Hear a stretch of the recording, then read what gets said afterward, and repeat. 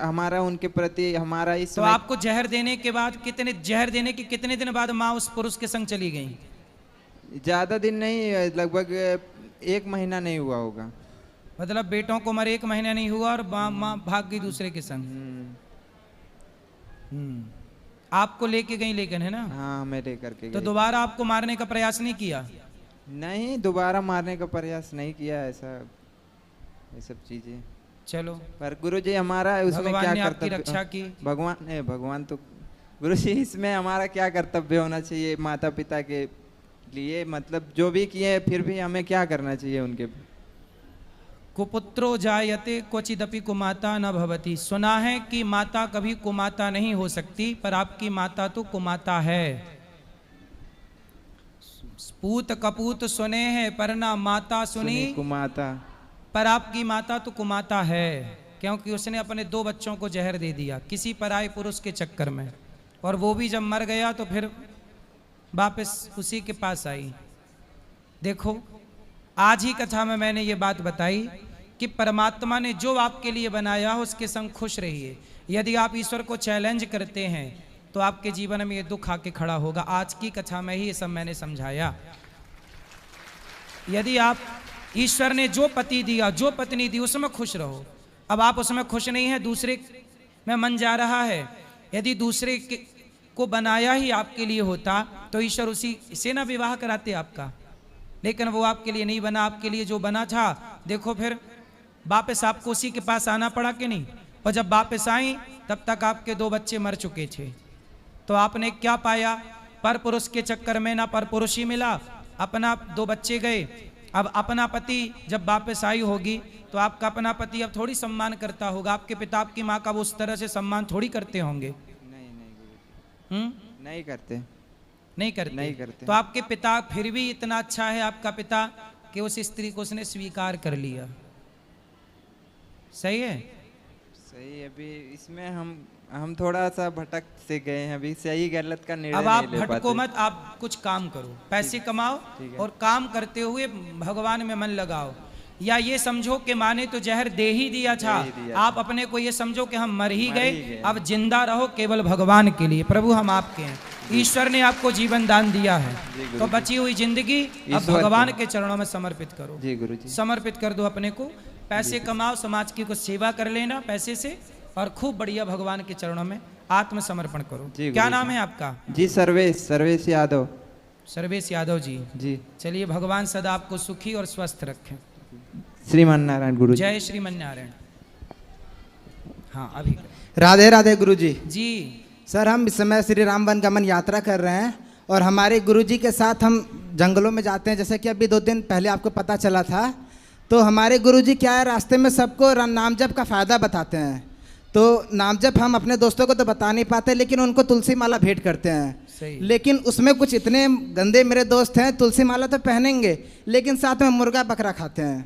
आए हैं दोस्त? नहीं, कोई आया नहीं है। तो लाते ना दोस्तों को। नहीं, अभी तो हम अकेले आए हैं। दोस्तों को तुलसी की माला देना अच्छा है, पर तुलसी की माला देने के पहले सत्संग से जोड़ दो, अपने आप वो धारण कर लेंगे तुलसी की माला।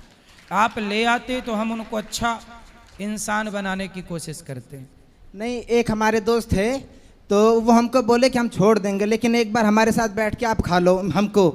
तो हम आप ही वाला एक चीज़ ट्राई किए थे। हम कहे कि आइए हमारे साथ, ठीक है बैठिए। और हम मतलब वो लिए थे पेन, और पेन से उनकी बॉडी में हमने मतलब धसाया उसको, तो उनको दर्द हुआ। तो हम यही बोले कि आप अपनी 1 उंगली काट के हमको दे दीजिए, हम फिर आपके साथ बकरा मुर्गा जो भी देंगे खा लेंगे।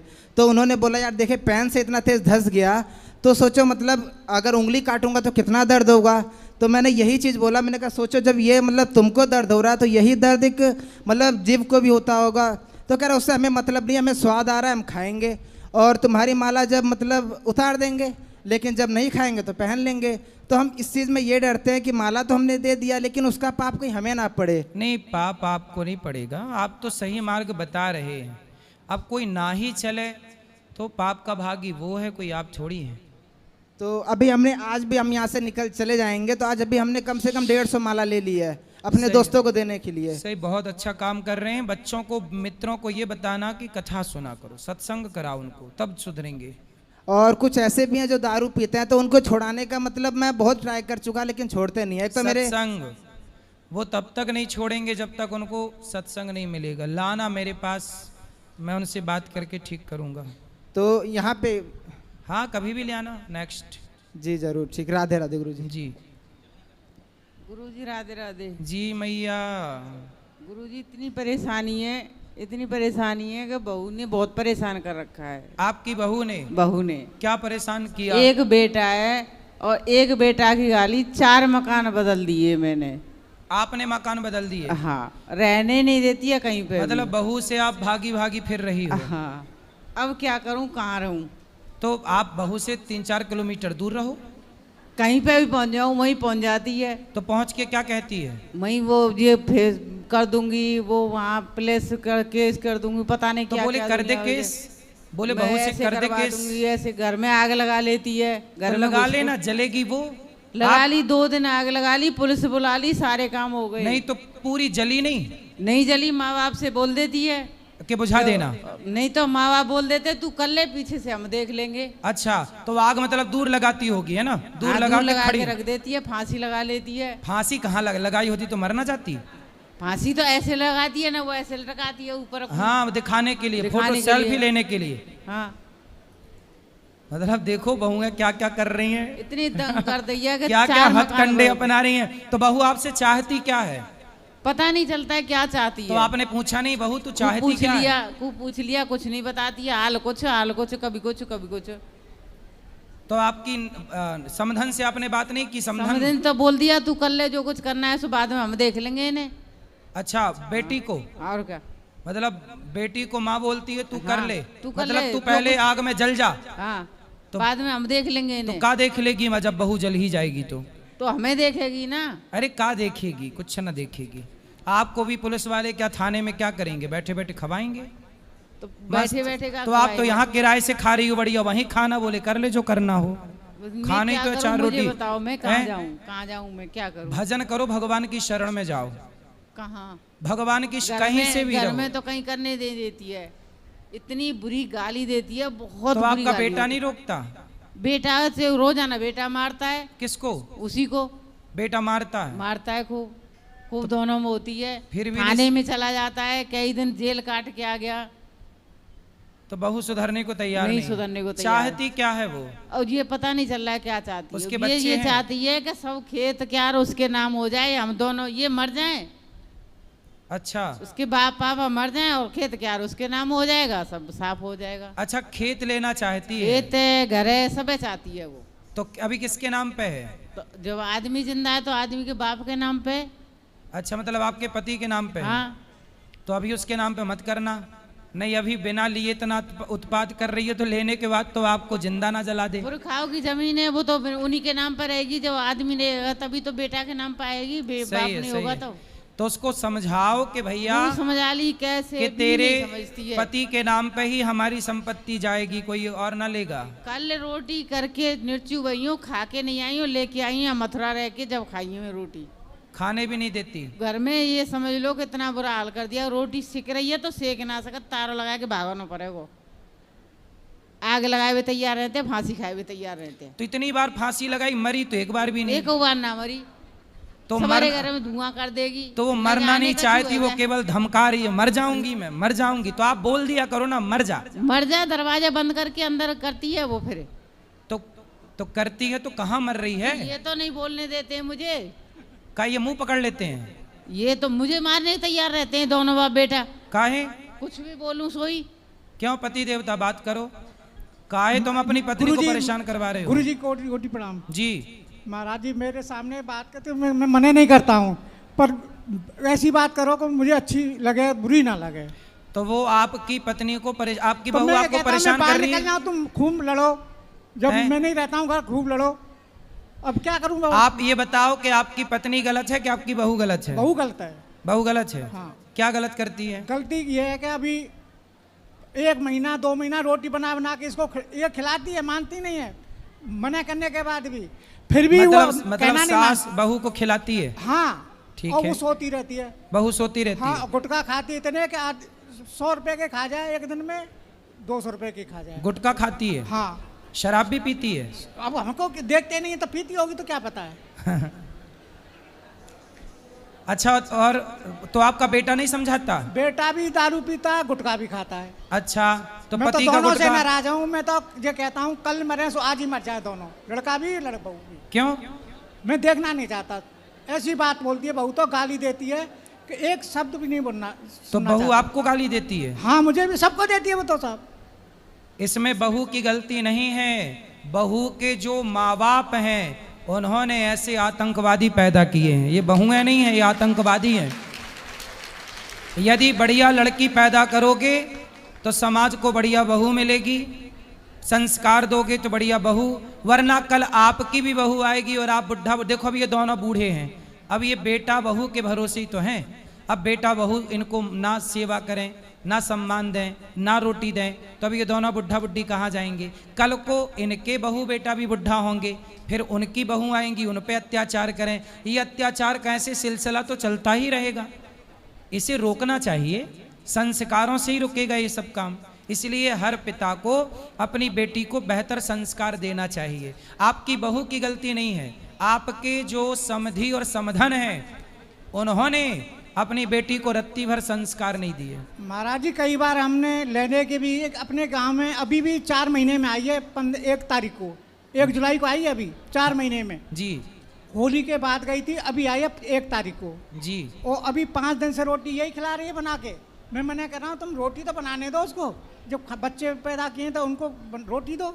हाँ, तो मैं उसको रोटी क्यों नहीं बनाने देती हूँ? हाँ, और अब इनको फिर गाली देती है उल्टी। तो मैया रोटी भी बनाती बेचारी, गाली भी सुनती हैं। सबने की गाली सुननी, बहू की भी, आदमी की भी, बेटा की भी। नहीं तो पति तो आपको गाली नहीं देते? अरे खूब देते हैं, मारने के लिए तैयार हो जाते हैं बात लेकर कराओ डंडा। पति से। और उसके भैया हैं तो जो आप वो गाली अपनी देते हैं बुरी तरह से। आप अपनी पत्नी को क्यों मारना चाहते हैं? मैं मानना नहीं चाहता महाराज जी, कहना नहीं मानती। अब वो गाली भी दे रही है, रोटी भी दे रही है उसको बना के। देखो आपकी पत्नी के अंदर दया है, वो माँ है आपकी पत्नी। अब बोलती है बहू को वो भी अपने देखना बच्चों है, का बेटा दुख को भी कैसे देखना देखे? है। वो भले गाली सुन रही है पर रोटी बना के दे रही है, एक माँ है। अब वो सो इसके रही है। अंदर तो ममता है, पर वो निर्दयी बहू के अंदर तो ममता नहीं है। अब ये 4 पाई बिछा रही है, अंदर वो सो रही है और ये 4 पाई बिछा रही है बच्चों के लिए। और तो बच्चे बारिश कितने में बड़े भीगे। बड़े हैं? बच्चे 3 लड़की हैं। कितनी बड़ी बड़ी हैं? एक 10 साल की है, एक 6 साल की है, अभी 8 महीने की अभी। तब एक 8 महीने, एक 6 साल और एक 8 साल। तब ये तो उसको बना के देगी। अच्छा, वो अपने बच्चों का भी ख्याल नहीं रखती बहू आपकी? नहीं रखती। बेटियों का ख्याल नहीं रखती? रखती है पर इतना नहीं रखती जितना रखना चाहिए। कोई काम नहीं है, कोई घर का काम नहीं, खेती का कोई काम नहीं। और आपका बेटा भी शराब पीता है? वो भी पीता है, उसको मतलब नहीं है पर इतना नहीं है, पीता है। परेशान होकर के इससे बहू से वो पीता है दारू। तो जब शादी नहीं हुई थी तब आपका बेटा शराब नहीं पीता था? नहीं। सही? नहीं, बिल्कुल नहीं पीता। शराब शादी के बाद पीने लग गया। हाँ। तो ये बताओ, ठीक है, पर आप अपनी पत्नी का तो साथ दो। मैं तो साथ दे रहा हूँ, मैं तो कहता हूँ कि तुम साथ रहो। पर आप अपनी पत्नी को डांटा ना करो, गाली ना दिया। डांटा जी, अब कहना नहीं, गाली भी सुनो, उसके खाना भी दे रही है, 4 पाई बिछा रही है, बच्चों को रख रही है। फिर भी मैं यूँ कह रही हूँ, जब से कि कैमरा लगवा दो घर में, एक कैमरा नहीं लगाया, 16 साल हो गई। 16 साल से मैं कितना झेल रही हूँ। मैं यूँ कहती हूँ कभी चुपचाप निकल जाऊंगी मैं घर से। तो कैमरा काहे नहीं लगवा रहे हो? चलो कैमरा तो कल ही लगवा दूंगा। मैं कैमरा घर से लगवा दो चुपचाप एक। निकल जाऊंगी, किसी को बताऊंगी भी नहीं। कहाँ जाओगी? कहीं जाके मर जाऊंगी। नहीं भैया, मरना मत। रोज रोज सहन करने से मैं नहीं रह सकती हूँ इतना। तो आप मर के क्या पाओगी? क्या करूँ, वैसे भी तो मर रही हूँ घुट घुट के। सही है, लेकिन फिर भी आत्महत्या करना पाप है। वैसे भी तो मर रही हूँ, इधर सुनूं उधर बैठूं, उधर सुनूं उधर बैठूं, उधर सुनूं, कहाँ कहाँ सुनूं मैं। पाठक चला लो मोबाइल, देखो मैया के माइक लगाओ। कहाँ कहाँ सुनूं, कौन सी जगह सुनूं। मैया, मरना नहीं चाहिए, आत्महत्या करना पाप है। तो क्या करूं, 2-3 महीने तो मैं बागेश्वर धाम में रह आई जाके। अब आपकी बहू को समझाओ, उसको लाना मेरे पास। वो ना समझे तो न वो आए न वो समझे। देखो कैसी बहुएं हैं, अपनी सास को इतना प्रताड़ित कर रही हैं कि सास आत्महत्या करने के लिए मजबूर है। और ये देश का कानून इस सास की ना सुनेगा, उस बहू की सुनेगा। ये देश का कानून इस ससुर की ना सुनेगा, उस बहू की सुनेगा। इस देश का कानून अंधा है। चुपचाप निकल जाती है, रात में निकल जाए, दिन में निकल जाए, मायके पहुंच जाती है। बहू बहू और मायके वाला सपोर्ट करते हैं। हाँ सपोर्ट करते, वो तो कह रहे हैं तू कर ले जो कुछ करना है, सो पीछे से हम देख लेंगे। बोलती है साया में गवा दूंगी तुम्हें, खिड़कियों में से हो जावा दूंगी। आप मैया आप दोनों ना पति पत्नी घर परिवार की मोह ममता छोड़ के धाम में आके भगवान का चिंतन करो। दोनों भगवान का चिंतन करो। आप दोनों भगवान में मन लगाओ, इसी से आपका भला है। घर में तो रहने नहीं देती है बिल्कुल भी। हाँ, तो आप अपने मन को भगवान में लगाओ। आप धाम में रहो, दूर रहो, बहुत दूर रहो। वृंदावन में रहो, अयोध्या में रहो, हरिद्वार में रहो, ऐसे रहो, बता के मत रहो, किसी को ना पता चले कि आप कहाँ। दोनों पति मैं इनसे 1 साल से इसी बात को कह रही हूँ, लेकिन बात को सुनते नहीं है। क्यों? पति देवता बात करो। गुरुजी मैं माने नहीं करता हूँ, कहने की मानूंगा, मानने के लिए तैयार हूँ मैं। आप दोनों कुछ दिन के लिए, आप बिल्कुल कुछ दिनों, कुछ वर्षों के लिए अज्ञातवास में चले जाओ। मैं तो जाना चाहता हूँ, ये से भी कह रहा हूँ कल ही चलो मेरी तरफ से। बिल्कुल भगवान के आश्रित रहो। अब हम आप जब 1-2 साल दूर रहेंगे, अपने आप अक्कल ठिकाने लग जाएगी, जब बना के रोटी खाएगी और कमाएगी। मैं तो खूब कह रहा हूँ, वृद्ध आश्रम में चल रहे हैं, आराम से रहेंगे। हाँ तो जाओ, प्रेम से रहो, कहीं दूर रहो। ऐसे क्लेश से दूर रहो जो आपको आत्महत्या करने के लिए मजबूर कर दे, क्योंकि आत्महत्या सबसे बड़ा पाप है। अब बहू और बेटा के साथ ना रहे ना महाराज जी। क्यों रहोगे ऐसे बेटे और बहू वही तो पूछना जो चाह दिन रहे हैं। रात आपको फिर ये बेइज्जत कहते हैं करें। कि सास और बहू नहीं वैसे भी ये आपकी उम्र भगवान के चिंतन की है। गई बहुत थोड़ी रही नारायण अवचेत, काल चिरैया चुग रही निस दिन आयु खेत। आप दोनों बुढ़े हो गए हैं, पता नहीं कब मौत का बुलावा आ जाए, इसलिए दोनों भगवान में आत्मसमर्पण करो, खूब भगवान का नाम जपो और अपना कल्याण करो। ठीक है, बेटा बहू के चक्कर में अपनी दुर्गति ना करो। ठीक है, कोटि कोटि प्रणाम। खुश रहिए। अभी ऊपर बात करेंगे हम आपसे। अभी जय श्रीमन नारायण जी। राधे राधे जी। वो ठाकुर जी के लिए वस्त्रों लेके आई हूँ सील के, आप कल कथा में पहना देना जरूर। और मेरी सखियाँ सब आई नहीं, अब इस बार तो सबको राधे राधे बोल दो। सबको राधे राधे। और मैंने बिजनेस चालू किया ठाकुर जी वस्त्रों का, आपका आशीर्वाद चाहिए। सही आशीर्वाद है। राधे राधे। महाराज जी श्री रमन नारायण जी। महाराज जी यहाँ की सेवाएं बहुत अच्छी हैं। आज हमने आकर देखा और टीवी पर परसों ही हम सुन रहे थे। हाँ मैं लखीमपुर खीरी से आया हूँ जी। मेरी माता जी सुन रही थी, टीवी पे देख रही थी, परसों की बात है। और तत्काल में हम लोगों ने प्लान बनाया और कल रात में निकले और सुबह यहाँ आ गए। वाह। और आपके दर्शन के लिए माता जी को लेके आया था, और हमारे मामा भी आए हुए हैं और मामी भी आई हुई हैं, यहीं पे हैं जी। महाराज जी बस यही है कि आप आशीर्वाद बनाए रखें। खुश रहिए। और मेरी पत्नी को महाराज जी राधे राधे बोल दीजिए। सबको राधे राधे।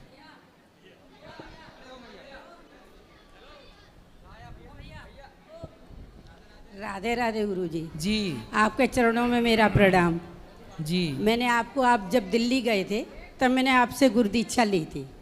अब गुरुजी आपसे ये प्रश्न है, कुछ लोग कहते हैं संडे के इतवार के दिन दीपक तुलसी पे मत जलाओ, जलाना चाहिए? जलाना चाहिए, जल चढ़ाने का मना है, दीपक जलाने का नहीं। दूसरा प्रश्न ये है, जैसे कहीं रिश्तेदारी से भाजी वगैरह आती है, उसका भोग मैं लगाती हूँ, लगाना चाहिए कि नहीं? हाँ लगा सकते हैं। उसका मैं ये सोच के लगाती हूँ, किसी ने मेरे साथ अच्छा बुरा जो भी किया मैं पहले भगवान को अर्पण कर दी। सही है।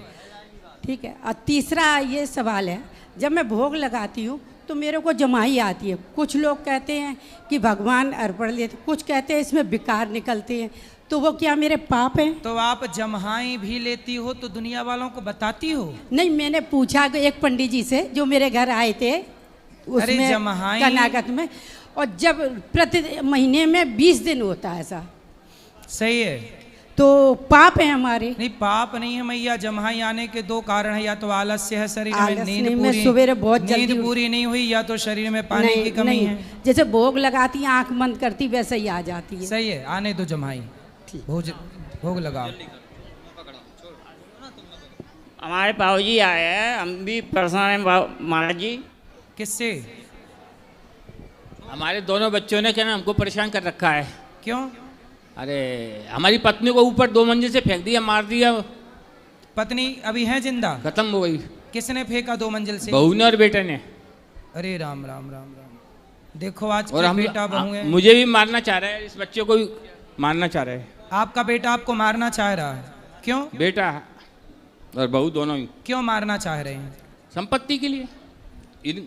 हम मर जाएंगे तो सारी संपत्ति उन दोनों की हो जाएगी। तो वैसे भी आपके जिंदा रहते भी संपत्ति उन्हीं की तो है। अरे तो ये विकलांग है ये। अच्छा, ये तीसरा बेटा है आपका? तो ये विकलांग है। हाँ, इसको भी मारना चाह रहे हैं। अच्छा, क्योंकि संपत्ति के 3 भाग हो जाएंगे तो वो 4। हाँ, 3। हाँ। तो वो चाह रहे हैं कि ये मर जाएगा तो 2 भाग रहेंगे तो हम दोनों मिलके खा लेंगे। तो संपत्ति के नाम पे क्या है आपके पास? मेरे नाम तो कुछ भी नहीं, मेरी पत्नी के नाम थी संपत्ति, वो 1/4 में हो गई बंटवारे में। अच्छा, तो अब आपको मारना चाहते हैं तो आप अपने बेटों को जो देना है दे दो, और आप भजन में मन क्यों नहीं लगाते? लगाते हैं भजन में मन, तो लगा रखा है भगवान की दया से। सही और है। लगे हुए बांके बिहारी की चरणों में। जो देखो, कुछ संपत्ति बच्चों को दे दो, कुछ संपत्ति अपने हाथ से दान पुण्य के लिए, किसी भूखे को भोजन के